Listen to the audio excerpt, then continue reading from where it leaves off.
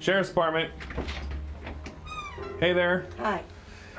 I am here to effect the eviction Okay. of this property. So I need you to open the door and get whatever it is you need to get. Right, I understand that, but I've never been through this before, but I'm trying to go through the legal procedures for the house for the illegal foreclosure. Right. Unfortunately for right now, I had to kick everybody out of the house and turn the property over to the real estate agent. Okay? I mean, you basically have, 15, 20 minutes at the most. Oh my God. It's just another day for Deputy Art Gonzalez from the Sacramento Sheriff's Department. Today, he's evicting Pat Patterson from the house she's lived in for 6 years.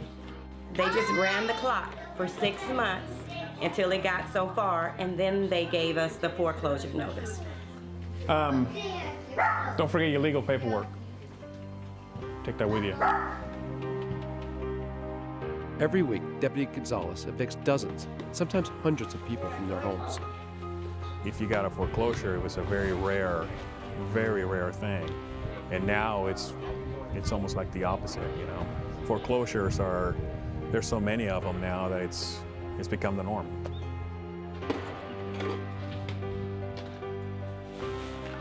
I mean, I can't take sides. I gotta remain neutral, because my main job is to effect the court order. We're coming out. I'm coming out. This scene is repeated every day across the U.S. as the country continues to grapple with a housing crisis that is spun out of control. I think you learn to block it, because I think I would be a basket case, I think, if I let it get to me. So, you learn to just put it in the back of your mind somewhere and lock it away,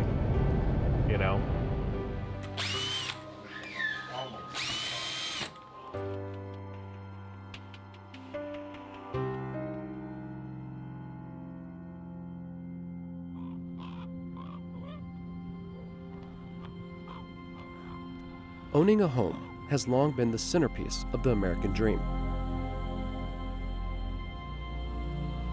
But since the foreclosure crisis and the subsequent near collapse of the American economy, that dream has turned sour.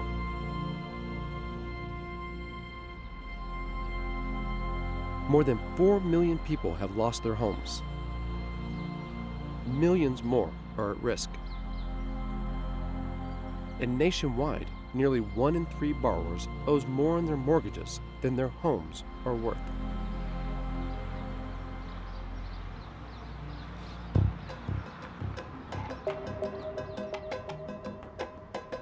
However, not everyone sees the crisis as an unmitigated disaster. Okay, this right here is a foreclosure. This is another one right over here. Peter Westbrook is a real estate investor in Stockton, California, which tops the nation in foreclosures. The first house that I bought here, this is a pre-foreclosure. I think everybody thought in California it wasn't going to end, that the prices were just going to continue to rise and rise and rise. The bottom dropped out and everybody bailed. And so it left a huge wave of vacant houses. Trustee cell number 2011011103. Peter brought us to Stockton's daily auction of foreclosed homes. Any bid you make is irrevocable and cannot be withdrawn. Your bid must be higher than the open bid and won't be canceled by a hard bid. We'll sell the property to the last and highest bidder. While the economy in the city has all but collapsed, business here at least is brisk. So this is the only outlet for a bank to sell a house that's foreclosed. These people looking for foreclosure bargains are called vulture investors. 226 on behalf of Amy. We are often portrayed as the bad people. 231, right? 231 on behalf of Rich. Like we just basically come in and make all the money from people who are in bad situation. 236 and 500 on behalf of James. But the fact is, if we don't buy the property, then the bank take the property back. 244 500 on behalf of Amy. Everybody needs to take responsibility. I pay my mortgage and I pay where I have to live. So everybody else has too. I didn't create that homeowner's inability to make their payment. I didn't create any of the issues that they have. Property sold to Amy for 252. Personal responsibility is a big thing. That's what creates opportunity. If you ask, people who've been foreclosed upon, whose fault is it, they often kind of say it's mine. It's my fault. I did the wrong things. And instead of kind of saying this is a systemic problem. Social theorist David Harvey traces the roots of the current crisis back to the 30s and 40s, when expanding the American economy became centrally linked to the real estate market. Capital is always producing surpluses. At the end of the day, if you have a profit, you've got a surplus. And the big question is, what do you do with it? What you do is you take part of that surplus and you reinvest it in something. From every section of the country come reports of vastly increased building activity. And in the United States, housing and urbanization in general has been a vast field for the expansion of profitable opportunities. This tidal wave of new construction is an important contribution to the economic rebuilding of America. For decades, the housing market has been viewed as an engine of growth. Home ownership is the basis of a happy, contented family life. The federal government incentivized home ownership. His wife is entranced by the modern flat-topped stove. Through tax deductions and institutions like Fannie Mae and Freddie Mac. Too bad they can't afford it. Ah, but maybe they can. This worked as long as incomes rose.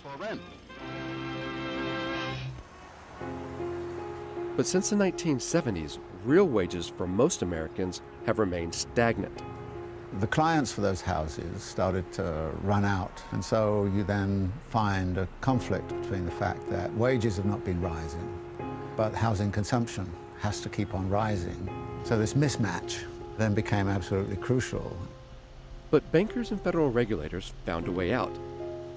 They loosened the terms of credit and began to allow people with very low incomes to get mortgages. The subprime industry was born, and Wall Street used complex betting instruments to profit off these risky mortgages. So you start to go more and more down into a population that cannot really afford it, and that, of course, is a population that got foreclosed upon. We started to plot foreclosures in our neighborhood. A group of community leaders in Chicago explained how this unfolded in their minority neighborhood. Systemic issue it was. And this is a map that shows you foreclosures initiated over the last 2 years. Every single block has foreclosures. Yes, correct. It was a contagion. I mean, Correct. How could it be so uniform? Is there some connection? Like, what was it one particularly predatory lending? Yeah. Likewise, in California, large sections of the population who had long been left out of the dream of home ownership were aggressively targeted for subprime mortgages. They were rarely warned that the rates could get much higher in a short period of time. California is one of the epicenters of the foreclosure crisis in the U.S. Of the 10 worst hit cities in the nation, 7 of them are in this state. We're at the state capitol to find out from legislators what they're trying to do to keep people in their homes. Let me just give you an idea of what the problem is. In California, up to 500,000 people have their homes either in foreclosure or about to be foreclosed upon, such that they will lose their home. California State Assemblyman Mike Eng co-sponsored the Homeowner Bill of Rights that was signed into law in July. He says the first wave of foreclosures can be traced back to the predatory lending industry. They would market loans, particularly in low-income communities. People of color, Latinos in California, are twice as likely to be foreclosed upon than, say, their Anglo-American counterparts. Not all the subprime mortgages were taken out by first-time home buyers. Many were for equity loans secured against existing homes. In other words, refinancing. What did the outside of the house used to look like? I had it all stuccoed, yeah, and I had these archways put in. I just gave it a little bit more, you know, class, or what you want to say, you know, individual look. As the housing bubble grew, homes became a crucial source of wealth, and in an era of low savings, a lifeline for people like 86-year-old Eileen Rivera. So that's why I said, you know. But when that bubble burst and unemployment rose, keeping up with mortgage payments, whether prime or subprime, became impossible for more and more people. That's what happened to Eileen. And 2 years ago, a real estate agent showed up at her door to say her home had been sold at auction. I never heard anything like this in my life. So I said, what are you talking about? This is my home of 45 years, and I'm going nowhere. This is my home. Could you ever imagine that being taken away from you? Never. They take it away in a moment. Esa refinanciada que dimos fue cuando que el interés bajó porque nosotros lo teníamos al 6. Margarita Ramirez was a homeowner who thought she was doing everything right. Her expenses were rising, and everyone recommended refinancing. After all, home values were soaring. Sobre el equity, y agarra uno dinero porque tiene equity. But when her payments ballooned, she realized the dangers of a subprime loan and refinanced again. This time, she qualified for a prime loan with a fixed rate. But last year, Margarita lost her home. The trouble began soon after the recession hit. Her husband was laid off, and they applied for a loan modification from Bank of America. Estos son todos los documentos que estuvimos recibiendo del Banco de América durante el proceso de la modificación, papeles y más papeles. Just nothing less than inches and inches and inches worth of documents. Margarita spoke to bank representatives in Spanish, but she was also getting written notifications of foreclosure in English, a language she doesn't understand. Yo le llamaba al banco para atrás para decirle qué significaba esa carta, que estaba en inglés, yo no la entendía. Y ellos me decían, oh, no te preocupes, esa carta no le das caso, no tiene que ver nada. Tu modificación está en proceso, todo está funcionando bien. After months of negotiations, her home was sold without her knowledge. Compró nuestra casa.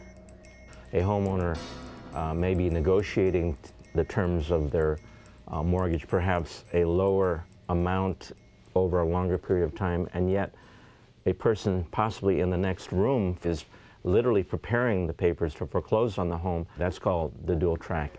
So, and the thing about that is that if they had modified her loan, Margarita is now renting back the house from the new owners. But she believes her home was illegally foreclosed upon. She's now become an active member of a community organization in Oakland called Causa Justa, Just Cause, that helps residents facing foreclosure. California is a non-judicial foreclosure state, so they can sell our home at auction without ever going before a judge. After a sustained campaign by Just Cause, Bank of America admits some mistakes were made in Margarita's case. But there's another obstacle, the government-owned Fannie Mae. Absolutely. See, this is one of the things that's confusing about the whole system. They sell the loan to an investor, and then the bank that we got the loan from becomes the servicer. And so it's the investors who actually have the power to say whether a foreclosure happens. Today, over half of all mortgages in America are owned or guaranteed by the taxpayer-supported Fannie Mae and Freddie Mac. Tengo entendido que Freddie Mac tomó posesión de mi propiedad. Same with me, Freddie Mac. And so in the case of Margarita, it was Freddie Mac or Fannie Mae? Fannie Mae. Fannie Mae. Fannie Mae owned Margarita's mortgage and sold her home, but it refuses to consider that the foreclosure was illegal. California's new law isn't going to help Margarita either. The problem we have is that 60% of the housing market in California is owned by what we call Freddie and Fannie, and they are not subject to any California solutions. And so that's why 60% of your housing market's really in the federal government's hands, absolutely, not your hands. That's correct. If you have missed the Obama administration says it wants to keep people in their homes, but the government bailed out the banks at the expense of struggling homeowners. So we've seen a devastating transfer of wealth from black and brown communities to the 1%. The government gave a great deal of money to the banks and said, I hope you will lend, but the banks didn't. It turned to the banks and said, will you please renegotiate the mortgages? And the banks kind of said, well, we may do a few of them. But the banks have not really played ball with this at all. They make huge, huge profits and get huge bonuses, but they bear none of the risk because the government socializes the risk.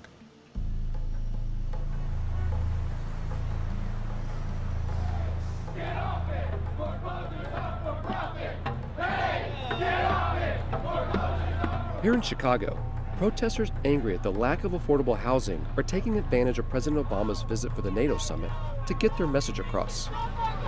We're taking over! Millions of Americans are emerging from the foreclosure crisis without a place to call home. Brothers and sisters, this building is called the HUD building. For over 4 decades, the federal government funded affordable housing for low-income families. But since the 1980s, funding for new housing has been slashed, and nearly 250,000 public housing units have been demolished.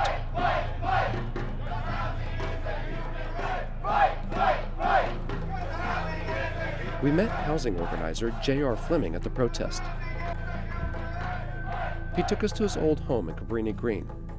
So Cabrini Green, you see the amenity, bang! It used to be the city's most notorious housing development. And it's all set for demolition. Yep. Why? Look at that, skyline. You think poor people have a right to this view? Most of Cabrini's buildings have already been demolished, displacing thousands of residents. Many Americans are facing foreclosures, and they need a safety net right now. And that safety net does not exist anymore. It used to be public housing. So right now, where we're standing is where I used to live at. This is the last high-rise I lived in, 862 North Cedric. It is actually the place where I got married at. Now to stand here and see nothing, a vacant lot. A decade ago, the city launched its ambitious Plan for Transformation, tearing down most of its public housing. We say that the plan for transformation is the plan for devastation. Well, we come to find out that this was an economically motivated plan, and that this plan had nothing to do with the people, that this plan was based on the profitability of this land. In their place, mixed income developments have emerged, where only 1/3 of the units are reserved for public housing tenants. They use the terminology affordable housing, but what common American can afford almost $2,000, $3,000 a month for rent? Not us. At Lathrop Homes, one of the city's oldest housing projects, we met Noreen Castanon and Mildred Pagon, two of the few residents left clinging to their homes. A lot of these apartments, they're livable. It's just they don't want nobody that, it's just like everything's on hold right now. The people living here were offered vouchers to move out and rent in the private market. Most took up the offer. But Noreen and Mildred, who have been here for most of their lives, refused.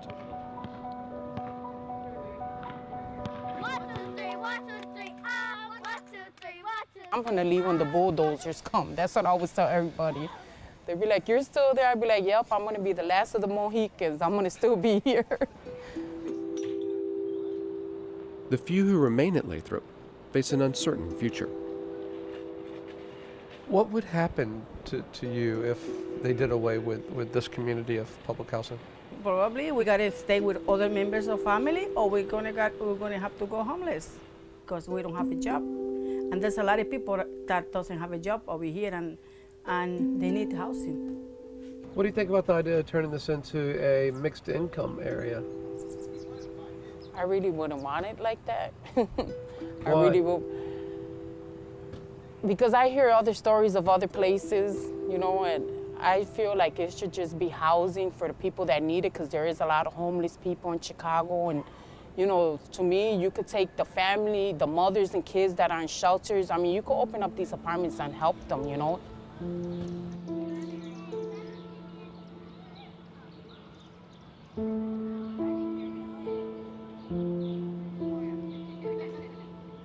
Vacant properties are spreading like wildfire through Chicago's poor neighborhoods. The city plans to tear some of them down to reduce blight.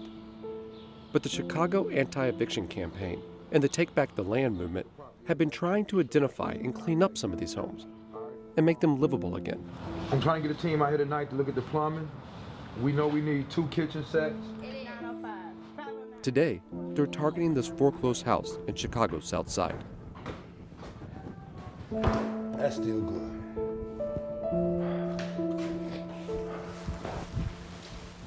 This is why I hate evictions. People just being forced to take what they could, you know, and not what they should.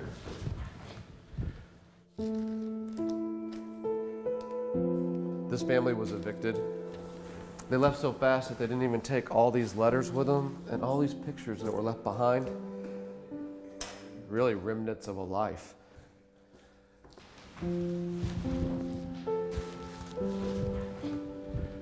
And so you have all of these empty houses in the midst of a large population that has real need for decent housing. And you cannot put the two together because the income stream they have is not sufficient to satisfy the banks on the housing. It's at moments like this when the irrationality of the whole capitalist system becomes, perfectly obvious. So you then start to say, well, maybe we have to really think about a completely different system. Everyone should have a roof over their head. And so when we take over foreclosed and abandoned property, we're saying we're recreating public housing.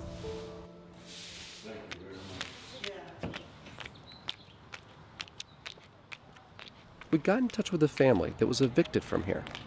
They love the, big backyard. We don't have. Kenya Perkins and her 3 children agreed to meet us the next day back at their old home. I miss my own room. Yeah, I miss my own too. It's basically the same, really. It's just, I wish I could have stayed. Kenya had been renting the property, but was locked out when the building was foreclosed upon. Feels like home. What was the hardest part of it? Figuring out where I was going to go, where my kids was going to sleep the next day. So it was a bit much. Yeah. I'm just grateful God put me through it. Why is that? Everything happened all at the same time. They lost their grandmother, and we lost the apartment. So it was like a rough time in our life for that to, come down on us as well, a bit much. Kenya's story isn't unusual. Nationwide, 40% of families facing eviction due to foreclosures are renters. The anti-eviction campaign hopes to make Kenya's old home available to a homeless family. The banks have taken away so much from people that it's about time that the people take something from the bank. Moving families into bank-owned foreclosed homes is a creative response to the crisis, but it could put the activists on a collision course with the law. It was illegal for blacks and whites to eat together, to dine together, to sit together, to walk together, to talk together. But it was something that was morally right. So people tell us it's illegal for us to occupy our homes. It's illegal for us to take back the land. They're right, it is illegal, but it's morally right. The housing bubble that burst nearly 6 years ago triggered, as we all know, the worst economic crisis of our lifetimes. President Obama may have inherited this economic crisis that America still finds itself in.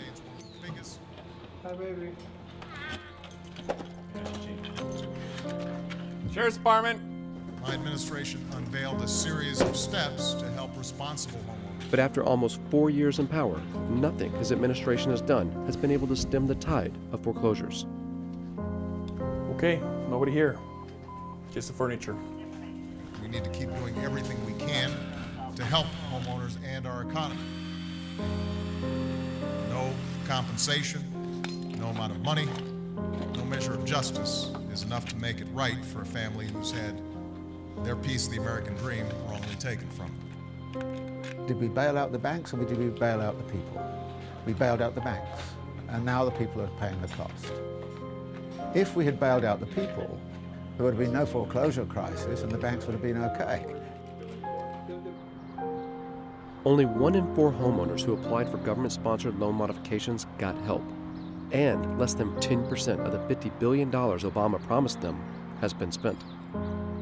So where's all that hope for change? Oh, we got change, chump change. I would tell you we got change. And if hope is just that hope. Hope don't pay the bills. Hope don't give you housing. For too many in America, the economic recovery isn't even on the horizon. You work and you save your entire life to buy a home. That's where you raise your family. That's where your kids' memories are formed. That's your stake, your claim on the American dream. People always talking about the American dream. It's not even a reality anymore, Dreams are something that you can aspire to hope to have. And you can't have that dream of a house in America right now.